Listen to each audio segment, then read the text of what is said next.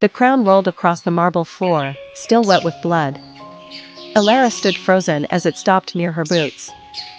For a moment, no one spoke. Not the guards. Not the nobles. Not even the dying man who had worn it moments ago. The silence was heavier than the battle that had just ended. She bent down, picked up the crown, and felt nothing. Once, that crown had been her entire world.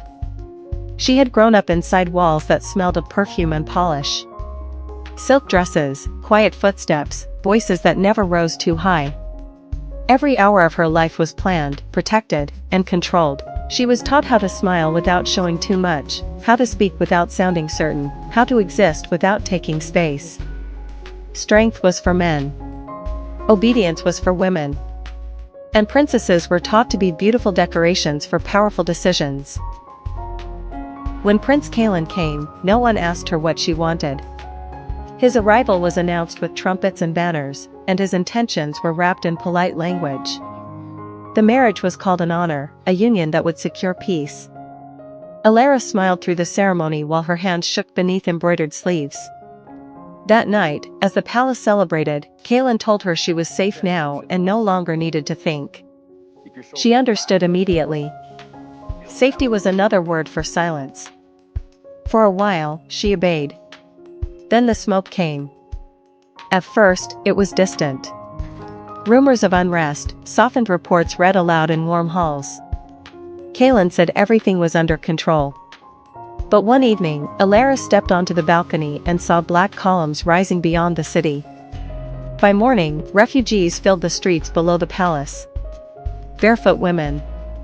Injured men. Children with empty eyes. One woman looked up at the palace walls and screamed that the royals had abandoned them. The sound cut through Alara in a way nothing ever had. She couldn't forget it. Disguised in plain clothes, she left the palace for the first time without permission. In the lower city, she saw the truth that had been hidden from her. Soldiers training with broken equipment. Families sharing food meant for one. Old men sharpening blades because there was no one else left. They were not being defended. They were being sacrificed. A wounded captain recognized her despite the hood. He didn't bow. He didn't kneel. He only said that silk didn't make someone royal, and blood didn't care who you were. That night, Alara removed her crown and placed it in a drawer. She never wore it again. When she told Kalan she wanted to train, he laughed. When she insisted, he struck her. The sound echoed through the room, sharp and final. In that moment, something inside her broke cleanly, like glass. She didn't cry. She didn't scream. She simply understood that the princess she had been raised to be was already dead. She trained in secret at dawn, far from the palace. No one treated her gently. Her hands blistered. Her muscles tore. She fell more times than she could count. But every time she stood back up, she felt something new settle into her bones. The sword didn't care about her name. It only responded to effort. Pain became instruction. Fear became fuel. As weeks passed, soldiers began to listen to her. Not because of her bloodline, but because she stayed when others rested. Because she learned their names. Because she bled beside them. That was when Kalan decided she was dangerous. The ambush came during a staged hunt. Arrows flew from the trees without warning.